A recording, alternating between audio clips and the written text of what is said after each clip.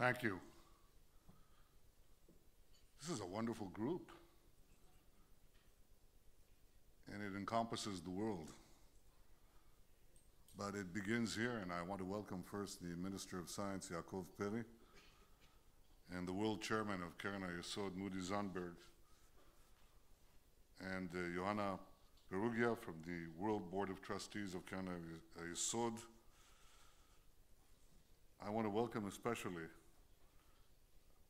and salute Eugene Kendall, Professor Kendall of the National Economic Council, who, you know, Eugene is talking about ending drilling for oil for certain uses. He drilled a hole in my head. He said, here's the idea, embrace this idea, we can change the world. And he brought with him Eyal Rosner, the chairman and director of the Fuel Choices Initiative. We brought him, this will be a shock to you, from the private sector. Look at what he's doing with the government. Tremendous activity.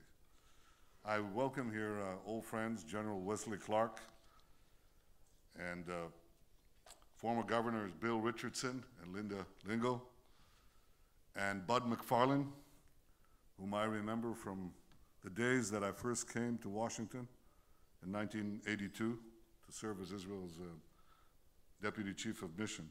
I welcome the ambassadors, including Ambassador Gao from China. Very good to see you. Professor Apiloig, the chairman of the Board of Trustees of the prize.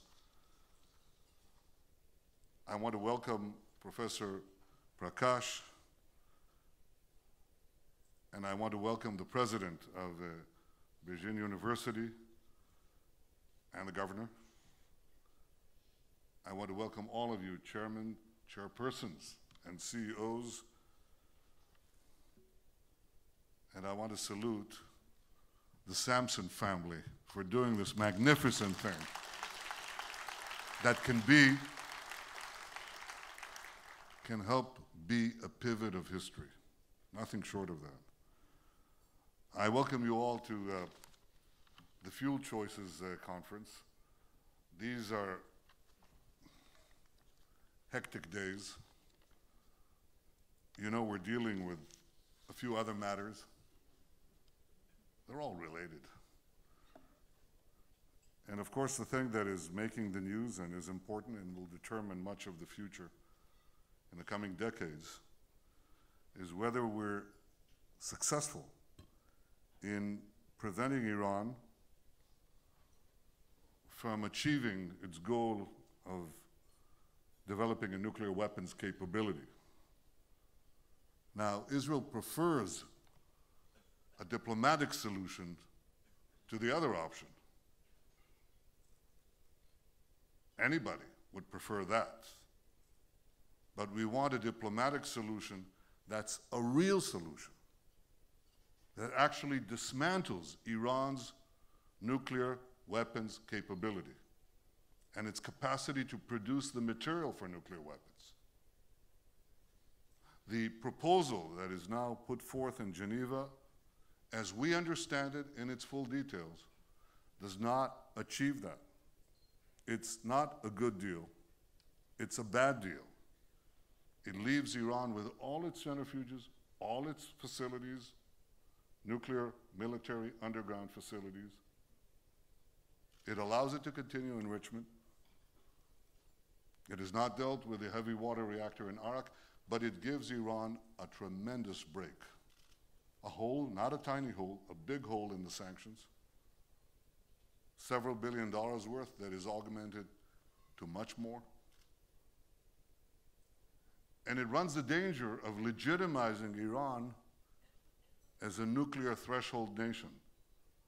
That is clearly against the interests of the international community, not only the P5+1, but just about everyone in the Middle East and outside the Middle East.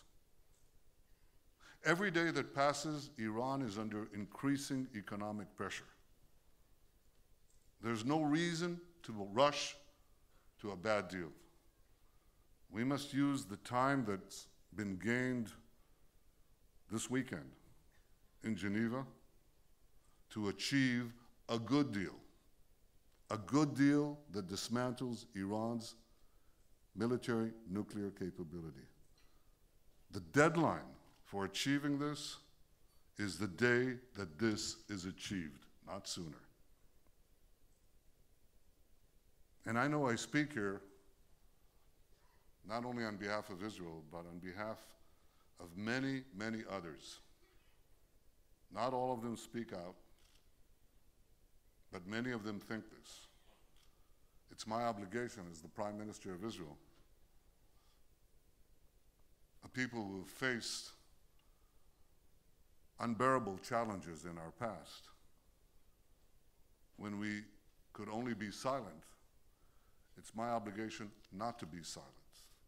But in speaking up, I speak for a bigger cause, the cause of peace, the cause of security, the cause of humanity. This is what we're discussing here today. The cause of peace and security and clean air and cheaper prices, a world free of the oil monopoly. Now, we're in Tel Aviv. For our guests, I point out to you that the municipality of Tel Aviv is called Tel Aviv Jaffa. It incorporates the modern city of Tel Aviv with the ancient port of Jaffa that's been here several thousand years. It's about 1.5 kilometers away from this hotel. So here we're discussing today, near Jaffa, the establishment of Jaffa, a joint alcohol fuel alliance. It means that we can rid ourselves of the dependence on gasoline in transportation. This is the main component of the consumption of gasoline, of oil in the world. And we can establish here, through the representatives that are assembled here of several nations, the largest nations on earth, the strongest nations on earth, the most populated nations on earth, the United States, China, Brazil. If we all, and of course Israel, you know, together we comprise a significant part of the world's population. But if we decide to work together, it's within our power to change the automotive industry, the way people use fuel, to have fuel choices, new fuels that have been discussed in this conference and will be discussed. We're absolutely serious about this. We're spending 0.5% of our oil import bill on this project. It's not a small sum, but it's a significant sum. It's not a huge sum. If every nation decides to put that amount for this purpose, we'll accelerate the time when we are free of the monopoly of oil. I didn't say whether, I didn't say if. There's no question we'll be free of it. But if we work together, we can be free a lot sooner for everyone's benefit. And that's why I welcome all of you who have decided to come here to the Fuel Choices Summit. I have to say that you've come here, in addition to the 3 countries I mentioned, you came here from just about every continent in the world. And you understand that oil has dominated global energy markets for the last century. And this has been nowhere more pronounced than in the transportation sector. It accounts for nearly 2/3 of global oil consumption. There are vast natural reserves of oil that are used for near total monopoly by the internal combustion engine. And infrastructure and policy barriers to the development of alternative fuels exist all over the place. There are vested interests, we just discussed this, vested interests that seek to prevent this transformation. So this has led, these vested interests have led to almost a complete dependence on oil for transportation. There's no technological reason for this. There's no economic reason for this. These are artificial barriers that are kept by a very strong set of vested interests to the detriment of humanity, of our societies. Now, oil today is seemingly an irreplaceable strategic commodity for every country, seemingly. But this dependence on oil has come at a very steep price. From a strategic perspective, the monopoly of oil and transportation has led to the inflated importance of volatile countries in this turbulent region. This has been and remains a source of tremendous international instability. Now, oil wealth in some countries has led to a positive development, I'll grant you that. But in others, it empowered radical and rogue regimes, allowing them to fund terrorism across the globe and to build dangerous conventional, and now as they seek to do so, non-conventional weapons, including nuclear weapons. From an economic perspective, the inability to diversify away from oil has led to sustained high energy prices over the past decade. And this high expenditure for nations around the world is especially painful in light of the global slowdown of economic growth. This is one of the things that is pushing, it's like a weight that is pushing countries' economies down. It hurts the developed countries trying to battle their way out of recession, and it hurts the developing countries and those that have yet developed by putting this tremendous burden on them. And of course, the lower the GDP per capita, the bigger the share of energy costs on the average household. They pay, literally pay through their pockets, with their food, with the amenities they need for life. They pay for this oil cartel.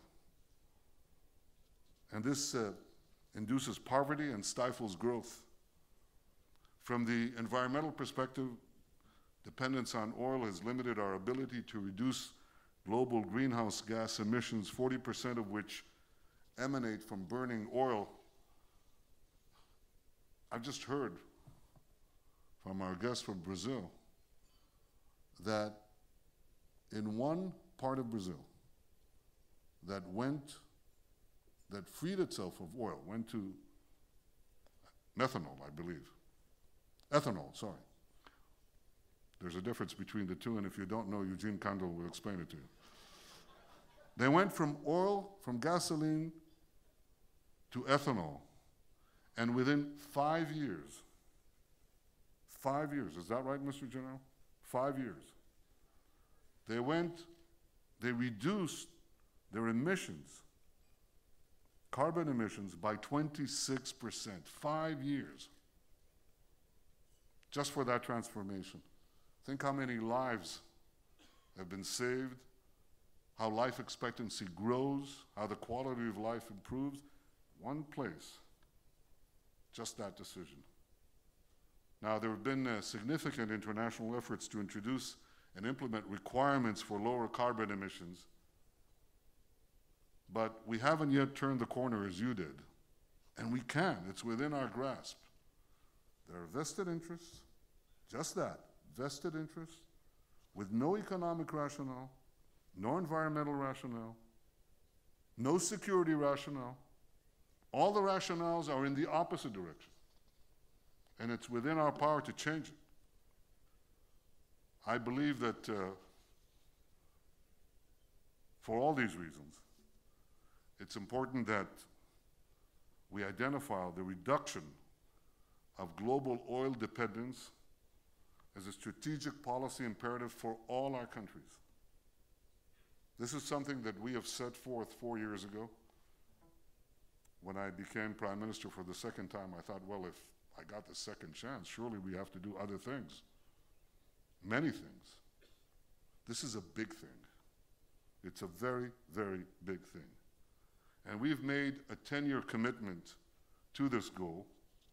with substantial government funding, made a 10-year commitment to overcome the cycles, the fluctuations of oil prices. So we have a continual investment. And our goal is to work together with international partners to create other options for fueling global transportation. We're determined to end the monopoly of oil in transportation. And we are here today as part of a global effort to reach that essential goal. I'm honored to present the $1 million Eric and Sheila Samson Prize, the Prime Minister's Prize, for innovation in alternative fuels for transportation. This prize is just one of Israel's contribution to the global effort to solve the problem of oil dependency in transportation. We've awarded this prize today to two people. Professor George Olah, you can applaud, he deserves it. And Professor Surya Prakash, who is with us. Congratulations. Both of these great researchers and thinkers have made a significant contribution to our efforts. And this is the first time we've awarded this prize. And the goal is to attract the finest minds in the world to address this global challenge. I want to thank again our good friends Eric and Sheila Samson for their very tangible support for this effort. You know, you really put your money where your hearts are and where your mouth is. But it's something that you share, a commitment that you share with all of us. And I think this is a prize that will reverberate around the world. We have talked about changing the world, and we use the example of salt, because salt used to be the universal and irreplaceable strategic commodity. It was absolutely necessary for food preservation for many centuries. But this was replaced in a very short time by the invention of canning and the invention of refrigeration. It turned salt from an indispensable commodity to just another option for food preservation. This is what we want to achieve with oil. To achieve the technological revolution that does to oil in transportation what was done to food, what was done to salt in food preservation. It's an enormous challenge. But by focusing the world's best minds on this task, by investing the necessary resources into this project, by maintaining a steady course and providing consistent support to those involved in this effort, we can change the global energy market. We can change this planet for the better. I believe that this is doable. I think we're at the cusp. I sense the change. I see our friends from around the world, and especially from the leading countries. I see the minds that are gathered here. I see all of you, and I can tell you, and forgive me for borrowing a phrase, yes, we can. Thank you very much.